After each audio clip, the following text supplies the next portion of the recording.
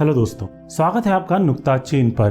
मेरा नाम है शुभम उपाध्याय। सालों बीत जाते हैं तब जाकर कोई इतनी शानदार फिल्म आती है जितनी की शुजित सरकार की सरदार ऊधम है। सच्ची झूठी देशभक्ति पर इन दिनों तमाम तरह की फिल्में बन रही हैं, लेकिन जब सच्ची देशभक्ति को सच्ची ईमानदार और विजनरी फिल्म मेकिंग का साथ मिलता है तभी सरदार ऊधम जैसा करिश्मा कभी कभार होता है।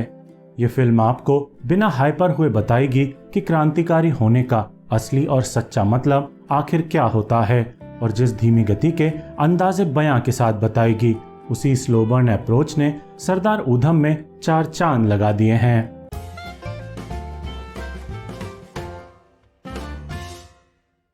सरदार ऊधम 3.25 घंटे की एक बेहद लंबी फिल्म है, लेकिन फिर भी धीमी गति का एक उत्कृष्ट सिनेमा है जो बेहद प्रभावी है।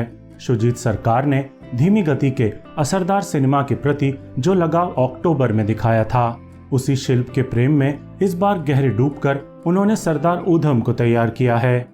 अगर आपने तुर्की के फिल्मकार नूरी बिल्गे जैला का अद्भुत सिनेमा संसार देखा है, जो कि बेहद धीमी गति की उत्कृष्ट फिल्में बनाते हैं, तो आपको सरदार ऊधम देखकर अलग से इस बात पर फक्र होगा कि हमारे हिंदी सिनेमा का कोई निर्देशक इतना साहसी है कि धीमी रफ्तार वाली जिंदगी को सिनेमा के पर्दे पर रच सकने का हुनर रखता है।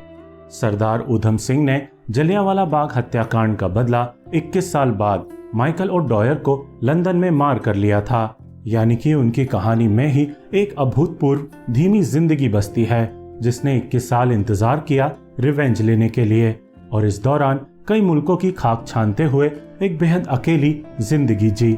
सुजीत सरकार इसी अकेली और धीमी जिंदगी को बेहद खूबसूरती से पर्दे पर रचते हैं, और इसीलिए इस फिल्म का लंबा होना और बेहद धीमा होना इसकी कमी नहीं है, बल्कि इसकी सबसे बड़ी ताकत है। बोले तो आप जब भी सरदार ऊधम देखें तो जल्दबाजी में नहीं, 2-4 किलो धैर्य के साथ देखें।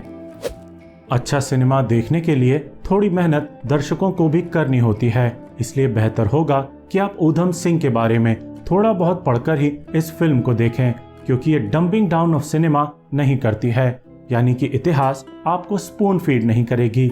उदाहरण के लिए आपको पहले से पता होना चाहिए कि ऊधम सिंह ने जलियांवाला बाग में गोलियां चलवाने वाले जनरल डायर को लंदन जाकर नहीं मारा था, बल्कि माइकल ओ'डॉयर की हत्या की थी, जो कि उस वक्त पंजाब का लेफ्टिनेंट गवर्नर था।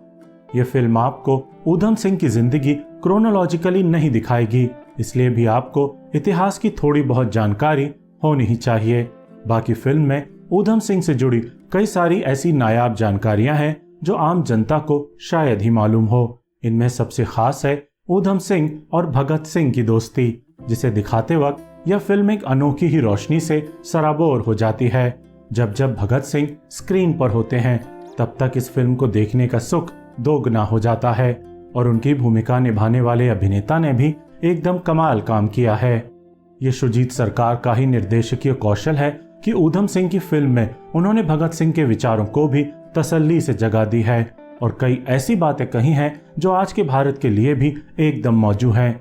ये फिल्म भले ही आजादी के वक्त की एक कहानी कहती है, लेकिन शुजित सरकार सटल अंदाज में कई सारी पॉलिटिकल कमेंट्री इस फिल्म में करते हैं जो कि आज के भारत से ही जुड़ी हुई है। एक उम्दा निर्देशक वही है जो अपनी फिल्मों में सोशल और पॉलिटिकल कमेंट्री करना कभी बंद नहीं करता है। बाकी इस फिल्म की सिनेमेटोग्राफी भी बेहद शानदार है और एकदम अंतर्राष्ट्रीय स्तर की है।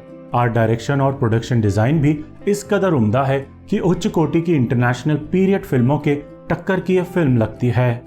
शांतनु मोइत्रा का बैकग्राउंड स्कोर शांत पानी की तरह बहता है, और देशभक्ति पर बनी होने के बावजूद जिस तरह ये फिल्म जिंगोइस्टिक नहीं है, लाउड नहीं है, उसी तरह का संगीत शांतनु मोइत्रा उपयोग करते हैं। ये खासियत इस फिल्म को एक दुर्लभ पैट्रियोटिक फिल्म भी बनाती है कि आज के हाइपर नेशनलिज्म के दौर में भी शुजित सरकार बिना मेलोड्रामा के, बिना लाउड म्यूजिक के, बिना over the top action sequence और ताली पीट संवादों के, और बिना वीर रस के गानों के एक ऐसी अद्भुत पैट्रियोटिक फिल्म बना लेते हैं जिसके बारे में बहुत संभावना है कि भविष्य में इसे एक महान और दुर्लभ पैट्रियोटिक फिल्म के तौर पर गिना जाने लगेगा। यह फिल्म एक विडंबना को भी बड़ी मारकता के साथ पेश करती है। ब्रिटेन एक तरफ तो दूसरा विश्व युद्ध लड़ने जा रहा है, जिसमें वो जर्मनी और तानाशाह हिटलर के खिलाफ लड़ रहा है, यानी कि सही के साथ खड़ा हुआ है, लेकिन उसी दौरान भारत को गुलाम बनाए रखने के लिए तमाम अत्याचार कर रहा है। जलियांवाला बाग होलोकॉस्ट अंजाम दे रहा है और अपनी शैतानी इंपीरियलिस्टिक सिस्टम को डिफेंड कर रहा है। इसी आयरनी, इसी विडंबना को कुछ वक्त पहले टोक्यो ट्रायल नाम की एक मिनी सीरीज ने बखूबी उठाया था, जिसमें इरफान खान का किरदार ठीक इसी दोगली नियत पर बात करता है। सरदार ऊधम भी कई बार इसी हिस्टोरिकल हिपोक्रेसी को पेश करती है और बेहद पैने अंदाज में चित्रित करती है। चलते चलते विकी कौशल के अभिनय को लाखों सलाम। बिना कोई शक ऊधम सिंह के रोल में विकी कौशल ने अपने जीवन का सर्वश्रेष्ठ अभिनय किया है। सबसे मुश्किल अभिनय वो होता है जो बिना संवादों के अभिनीत होता है। सरदार ऊधम में ज्यादातर वक्त विकी के पास बेहद कम संवाद थे और उन्हें केवल अपनी बॉडी लैंग्वेज और चेहरे से ही सारी भावनाओं को अभिव्यक्त करना था। इस काम को उन्होंने इतनी खूबसूरती से अंजाम दिया है कि कई दृश्यों में उनके लिए खड़े होकर ताली बजाने का मन करता है। उन्होंने इस फिल्म में बिना संवादों के जानदार एक्टिंग की है, उबलते हुए संवादों के साथ रुला देने वाली इमोशनल एक्टिंग की है और फिर फिल्म के आखिरी लंबे हिस्से में लंबे वक्त तक जो फिजिकल एक्टिंग की है वो तो जनाब आपके रोंगटे कई बार खड़े कर देगी। विकी कौशल के इस कौशल को बहुत लंबे वक्त तक याद रखा जाएगा।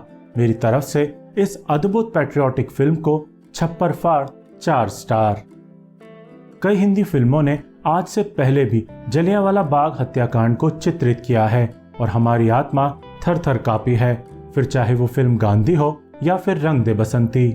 लेकिन जिस हार्ड हिटिंग और डिस्टर्बिंग अंदाज में सरदार ऊधम इस हत्याकांड को दिखाती है वो शायद हिंदी फिल्मों के इतिहास में पहले कोई भी फिल्म नहीं दिखा पाई होगी, क्योंकि फिल्म सिर्फ वो हत्याकांड नहीं दिखाती बल्कि उसके एकदम बाद की त्रासदी को बहुत लंबा वक्त लेकर पर्दे पर रिक्रिएट करती है। इतना लंबा कि ये फिल्म और उसका लंबा क्लाइमैक्स हमेशा के लिए देखने वालों के जहन में बसा रहेगा। और ठीक यहीं पर आकर फिल्म आपको बताएगी कि क्यों ऊधम सिंह ने वो मुश्किल काम हाथ में लिया जिसके लिए उन्हें 21 साल का लंबा वक्त लगा। ये हिस्सा आप कभी भुला नहीं पाएंगे। रिव्यू देखने का बहुत बहुत शुक्रिया।